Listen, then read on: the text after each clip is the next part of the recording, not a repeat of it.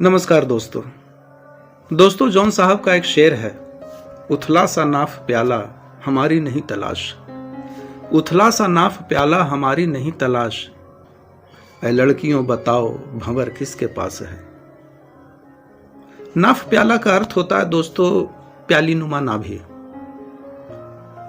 John साहब ने नाफ प्याला को लेकर के बहुत सारे शेर कहे हैं, उन्हीं में से एक शेर ये है। और कहने वाले तो ये भी कहते हैं कि नाफ प्याला को उन्होंने अपने शेर में इस तरीके से बरता है कि उतनी कामयाबी से कोई और शायर शायद न कर पाए। बहरहाल ये शेर को लेकर के एक बात और कही जाती है, जो उनकी शायरी पे गहरी नज़र रखते हैं और पारखी लोग, उनका कहना है कि उनके इस शेर की प्रेरणा संस्कृत के एक बड़े महाकाव्य से जुड़ती है। जैसा कि हम लोग भी जानते हैं कि जॉन एलिया साहब कई भाषाओं के ज्ञानी थे, हिंदी, उर्दू, अरबी, फारसी, हिब्रू और संस्कृत से भी उनकी वाकफियत थी। संस्कृत में एक महाकाव्य है दोस्तों, कालिदास रचित कुमार संभव। उसमें एक प्रसंग आता है कि पार्वती जब कठिन तपस्या कर रही थी शिव की प्राप्ति के लिए, तो आषाढ़ की पहली बारिश की एक बूंद उनकी भौंहों पे आके गिरती है और वहीं पे टिक जाती है। इसका ये अर्थ लगाया गया कि उनकी भवें घनी हैं और घनी भवें खूबसूरती की निशानी होती है।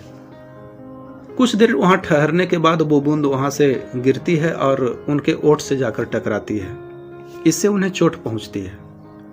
इसका अर्थ हुआ कि वो काफी नाजुक भी हैं। उसके बाद वो बूंद वहां से उनके सीने से टकराती है और वहां टकराकर चूर हो जाती है। वहां से टूटकर बिखरने के बाद सारे जलकण उनकी नाभि में समा जाते हैं। इसका अर्थ यह हुआ कि उनकी नाभि गहरी भी है और गहरी नाभि सौंदर्य का प्रतीक माना गया है, चेतना का केंद्र भी माना गया है। ज्योतिष शास्त्र में तो ऐसी स्त्रियों को सौभाग्यशाली माना गया है। तो कहने वाले कहते हैं कि चूंकि जॉन साहब ने संस्कृत को भी पढ़ा है, तो उन्हें इस शेर की प्रेरणा इसी प्रसंग से मिली होगी। चूंकि उन्होंने संस्कृत को पढ़ा है, तो वाकई ये काफी अलग ढंग का शेर है।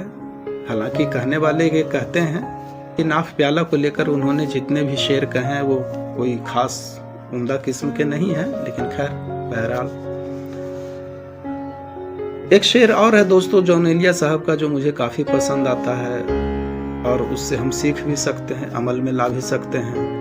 नया एक रिश्ता पैदा क्यों करें हम, नया एक रिश्ता पैदा क्यों करें हम, बिछड़ना है तो झगड़ा क्यों करें हम। बात भी सही है। अगर हम दोस्त हैं तो लड़ झगड़ कर एक नया रिश्ता, दुश्मनी का रिश्ता पैदा करने की क्या जरूरत है। दुश्मनी भी एक रिश्ता ही है, तो इस रिश्ते को पैदा करने की क्या आवश्यकता है। अगर हम में निभ नहीं रही है, पट नहीं रही है, हम साथ रह नहीं सकते हैं, तो बातचीत करके अलग हुआ जा सकता है। झगड़ा करने की क्या आवश्यकता है।